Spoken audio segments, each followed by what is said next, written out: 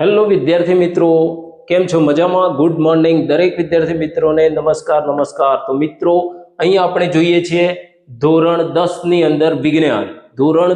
અંદર વિજ્ઞાન chapter number 2 છે એસિડ, બેઝ અને ક્ષાર. તો આપણે મિત્રો અગાઉના વિડીયોની અંદર જે આપણને ક્ષાર મળે છે એ ક્ષારની અંદરથી મળતા કેટલાક રસાયણો વિશેની આપણે ચર્ચા કરી, બરાબર? તો એની અંદર આપણે બ્લીચિંગ પાવડરની બનાવટ જોઈ હતી મિત્રો, કે જેને વિરંજન પાવડર કહેતા હતા. હવે આજે મિત્રો જે આપણો ક્વેશ્ચન છે તે બેકિંગ સોડાની બનાવટ આપણે સમજાવી અને તેના ઉપયોગો લખવાના છે. મોસ્ટ આઈએમપી ક્વેશ્ચન છે મિત્રો, ખાસ તૈયાર કરી દેવાનો અને એકદમ ઇઝી રીતે હું તમને સમજાવીશ કે જેથી તમને આખા પ્રશ્નની અંદર કોઈ પણ પ્રકારનું કન્ફ્યુઝન ન રહે. મિત્રો બેકિંગ સોડાની બનાવટ આપણે અને એના ઉપયોગો લખવા છે. તો મિત્રો સૌથી પહેલા આપણે શું કરવાનું, પહેલેથી જ આપણે ચર્ચા કરેલી છે કે સૌ પ્રથમ સામાન્ય નામ લખી દેવાનું. કોનું? બેકિંગ સોડાનું. બેકિંગ સોડા એટલે આપણા રસોડાની અંદર વપરાતો ખાવાનો સોડા. એનું સામાન્ય નામ છે ખાવાનો સોડા. રાસાયણિક નામ છે સોડિયમ બાયકાર્બોનેટ. એનું રાસાયણિક નામ શું છે? તો સોડિયમ બાયકાર્બોનેટ કહેવામાં આવે છે. મિત્રો સોડિયમ બાયકાર્બોનેટને આપણે શું કહીએ છીએ? NaHCO3. સોડિયમ બાયકાર્બોનેટ કહેવાય. શું કહેવાય? Sodium bicarbonate. અહીંયા જોઈએ મિત્રો તો સોડિયમ બાયકાર્બોનેટ એ રાસાયણિક સૂત્ર કહેવાય છે. તો આપણે રાસાયણિક સૂત્રની અંદર સોડિયમ બાયકાર્બોનેટ એટલે NaHCO3 લખી દઈશું. NaHCO3. સોડિયમ બાયકાર્બોનેટ ને બીજા નામથી લખવું હોય તો સોડિયમ હાઇડ્રોકાર્બોનેટ કહેવાય. સોડિયમ હાઇડ્રોકાર્બોનેટ મેં બાજુમાં લખ્યું છે મિત્રો. તો આટલું આપણે સૌ પ્રથમ યાદ રાખી લઈશું મિત્રો. બેકિંગ સોડાની બનાવટ, તો એમાં શું સામાન્ય નામ એનું શું છે? ખાવાનું સોડા. રાસાયણિક નામ શું છે? તો સોડિયમ બાયકાર્બોનેટ, સોડિયમ હાઇડ્રોકાર્બોનેટ પણ કહેવામાં આવે છે, બરાબર? હવે એનું રાસાયણિક સૂત્ર NaHCO3 છે. આટલે ક્લિયર થઈ ગયું. હવે આપણે એની બનાવટ સમજવી છે, કેવી રીતે બનાવી શકાય છે મિત્રો. અહીંયા રાસાયણિક સમીકરણ બહુ અગત્યની વસ્તુ છે મિત્રો. જો રાસાયણિક સમીકરણ તમને ક્લિયર સમજાઈ જશે, પ્રક્રિયકો તરીકે કઈ કઈ વસ્તુ લેવી છે એ સમજાઈ જશે, અને એના વચ્ચે પ્રક્રિયા થઈ અને NaHCO3 બને છે, આટલી જો ખબર હશે તો તમે આરામથી આ પ્રશ્ન ક્લિયર રીતે લખી શકશો. અહીંયા મેં સામાન્ય એક આકૃતિ દોરી છે. આકૃતિની અંદર શું છે મિત્રો સમજી લઈએ. તો અહીંયા એક જે બીકર લીધું છે એ બીકરની અંદર મેં NaCl plus H2O લીધું છે, એટલે કે સોડિયમ ક્લોરાઇડનું જલીય દ્રાવણ. સોડિયમ ક્લોરાઇડ એટલે મીઠું. સોડિયમ ક્લોરાઇડ પાણીની અંદર ઓગાળો એટલે સોડિયમ ક્લોરાઇડનું જલીય દ્રાવણ બની જાય. અહીંયા સોડિયમ ક્લોરાઇડનું જલીય દ્રાવણ લીધું છે મિત્રો. હવે આ જલીય દ્રાવણની અંદર આપણે CO2 એટલે કે કાર્બન ડાયોક્સાઇડ ઉમેરીશું મિત્રો. શેમાં? સોડિયમ ક્લોરાઇડના જલીય દ્રાવણમાં આપણે કાર્બન ડાયોક્સાઇડ ઉમેરવાના છે.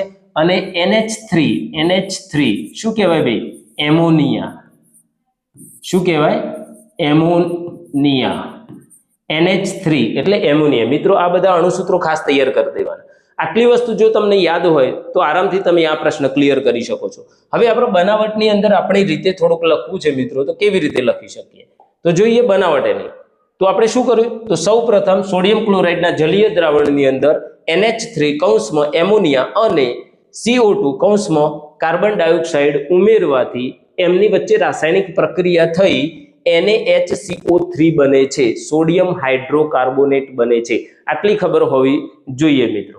ત્યાર પછી આગળ આપણે એનું રાસાયણિક સમીકરણ ક્લિયર કરી શકીએ. તો રાસાયણિક સમીકરણ પહેલા ક્લિયર કરીએ છીએ મિત્રો.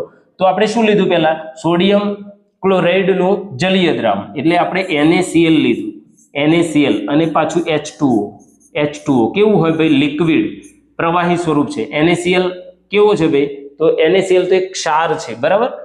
H2O. હવે આની અંદર આપણે શું એડ કર્યું? તો આપણે NH3 એમોનિયા, તો NH3 એમોનિયા વાયુ છે ભાઈ, ગેસ, અને બીજું કાર્બન ડાયોક્સાઇડ એડ કરીએ છીએ એટલે CO2 ગેસ. આની વચ્ચે રાસાયણિક પ્રક્રિયા થશે મિત્રો. અહીંયા જોઈએ પ્રક્રિયકો 4 થાય છે, પણ મિત્રો નોર્મલી આપણને યાદ રહે કે ભાઈ આપણે શું બનાવવું છે? ખાવાનો સોડા. ખાવાના સોડાની અંદર NaHCO3 છે એટલે Na ની જરૂર પડે છે, એટલે આપણે સોડિયમ ક્લોરાઇડનું જલીય દ્રાવણ લેવાનું છે. અને બીજું કે CO3 કાર્બોનેટ છે એટલે કાર્બન ડાયોક્સાઇડ છે અને NH3 આપણે લઈશું, બરાબર.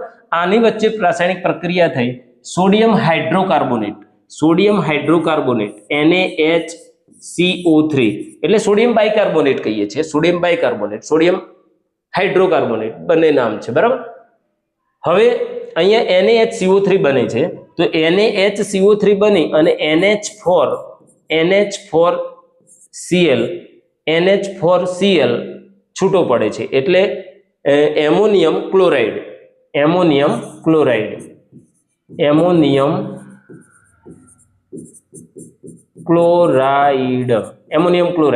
આ શું છે તો એના નામ આપણે લખીશું. સોડિયમ બાયકાર્બોનેટ લખી દો તો બી ચાલશે, બરાબર. સોડિયમ બાયકાર્બોનેટ લખી દઈએ, એના નીચે સોડિયમ બાયકાર્બોનેટ છે, બરાબર. NaHCO3 અહીંયા સોડિયમ બાયકાર્બોનેટ તૈયાર થઈ જાય છે. હવે NaHCO3 જે સોડિયમ બાયકાર્બોનેટ તમે બનાવી દીધો છે એની આપણે થોડીક શાબ્દિક રીતે કંઈક લખવું છે, એની બનાવટ. તો આના ઉપરથી જ આપણે લખીશું. જો શું લખીશું હમણાં બોલ્યો એ પ્રમાણે જ આપણે લખી દઈએ. તો જો હું લખતો જાઉં છું, સમજતા જજો. તો સોડિયમ ક્લોરાઇડના જલીય દ્રાવણમાં સોડિયમ ક્લોરાઇડના જલીય દ્રાવણમાં NH3 એટલે શું કહેવાય ભાઈ? એમોનિયા NH3 એમોનિયા અને CO2 NH3 અને એમોનિયા NH3 એટલે એમોનિયા અને CO2 એટલે કાર્બન ડાયોક્સાઇડ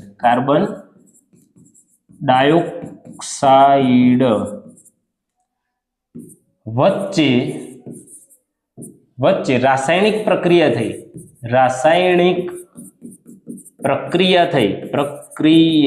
થઈ શું બને છે? સોડિયમ બાયકાર્બોનેટ બને છે. સોડિયમ બાયકાર્બોનેટ બને છે. સોડિયમ બાયકાર્બોનેટ એટલે શું મિત્રો? ખાવાનો સોડા જે આપણા રસોડામાં હોય છે, બેકિંગ સોડા પણ કહેવામાં આવે છે. યાદ રાખજો એના 3 નામ. આ રીતે આપણે રાસાયણિક સમીકરણ લખી અને સમીકરણ ઉપરથી આ વસ્તુ આપણે લખી શકીએ છીએ. એમોનિયમ ક્લોરાઇડ વાયુ છૂટો પડે છે, બરાબર. એટલે અહીંયા ખાસ મિત્રો આપણે યાદ રાખીશું કે અહીંયા કોઈ પણ પ્રકારની ભૂલ કરવાની નથી. તો મિત્રો અહીંયા આ પ્રશ્ન આપણે એના ઉપયોગો તરફ જઈએ છીએ. હવે જો બેકિંગ સોડા એટલે આપણા રસોડાની અંદર જ આ સોડા છે. બેકિંગ સોડા એટલે આપણા રસોડાની અંદર જ આ સોડા છે. તો બેકિંગ સોડાનો ઉપયોગ શું થાય છે મિત્રો? તો જો બેકિંગ સોડાના ઉપયોગો વિશે આપણે જોઈએ તો બેકિંગ સોડાના ઉપયોગો અહીંયા 2, 4 અને 5 એક લખેલા છે. બેકિંગ સોડા કેવી રીતે બનાવવું? તો અહીંયા બેકિંગ સોડા આપણે લઈ લઈએ, બેકિંગ સોડા બની ગયો, એના ઉપયોગો કઈ જગ્યાએ થાય છે? તો બેકિંગ સોડા બનાવ્યો એ લઈ લીધો, એમાં ટાર્ટરિક એસિડ ઉમેરવાનો. ટાર્ટરિક એસિડ ખાટી આંબલીમાંથી મળે છે. તો બેકિંગ સોડા અને ટાર્ટરિક એસિડના મિશ્રણથી બેકિંગ પાવડર બનાવવામાં આવે છે. અને જેનો ઉપયોગ આપણે પાવ બનાવવા અને કેક બનાવવા માટે કરીએ છીએ મિત્રો. ખાસ અગત્યની વસ્તુ છે કે ભાઈ બેકિંગ સોડા આપણે જે બનાવ્યો, baking sodium carbonate NaHCO3 baking soda છે. બેકિંગ સોડાને ટાર્ટરિક એસિડ સાથે મિશ્રણ કરી અને બેકિંગ પાવડર બનાવવામાં આવે છે. આ જે પાવડર બને છે એનો ઉપયોગ આપણે પાવ બનાવવા માટે અને કેક બનાવવા માટે કરવામાં આવે છે. એટલે એના કારણે ફૂલે છે, બરાબર. બેકિંગ સોડાના કારણે ફૂલે છે. ત્યાર પછી આપણે એન્ટાસિડ તરીકે ઉપયોગ કરીએ છીએ. પછી તમે જુઓ તો અગ્નિશામક તરીકે, અગ્નિ લાગી હોય તો એને હોલવવા માટે, બરાબર, પણ એનો ઉપયોગ કરવામાં આવે છે સોડિયમ બાયકાર્બોનેટનો અગ્નિશામક તરીકે. પ્રયોગશાળાની અંદર પ્રક્રિયક તરીકે પણ એનો ઉપયોગ કરવામાં આવે છે અને ઘરગથ્થુ ઉપચાર માટે આપણે રસોડામાં પણ રાખીએ છીએ. તો મિત્રો આ થયા એના ઉપયોગો બિલકુલ ઈઝી છે. થોડુંક ધ્યાન રાખી અને નોટિસ કરી અને યાદ રાખવા પ્રયત્ન કરજો. આ રીતે શોર્ટમાં જ લખજો. ફરીથી આપણે ઉપયોગ સમજીએ તો બેકિંગ સોડા અને ટાર્ટરિક એસિડના મિશ્રણથી બેકિંગ પાવડર બનાવવામાં આવે છે, જે એનો ઉપયોગ પાવ અને કેક બનાવવા માટે થાય છે. એન્ટાસિડ તરીકે ઉપયોગ થાય છે, અગ્નિશામક તરીકે થાય છે, પ્રયોગશાળામાં પ્રક્રિયક તરીકે થાય છે અને ઘરગથ્થુ ઉપચાર માટે થાય છે. તો મિત્રો અહીંયા આ પ્રશ્ન આપણે પૂર્ણ કરીએ છીએ અને જો તમે વ્યવસ્થિત તૈયાર કરશો તો આ પ્રશ્નના પૂરેપૂરા માર્ક્સ તમને મળી શકે છે. 3 માર્ક્સની અંદર અને 4 માર્ક્સની અંદર પણ ક્યારેક આવા પ્રશ્નો પૂછાતા હોય છે. તો મિત્રો ફરીથી જો વિડીયો ન સમજાયો હોય તો ફરીથી એકવાર જોઈ અને વ્યવસ્થિત તૈયાર કરી અને લખજો મિત્રો. 100% આવડી જશે. પ્રેક્ટિસ અને મહાવરો સતત પુનરાવર્તન અને રિવિઝનથી તૈયારી સારી થાય છે મિત્રો. તો મિત્રો મળીએ છીએ હવે નવા વિડીયોની સાથે. જય હિન્દ, જય ભારત.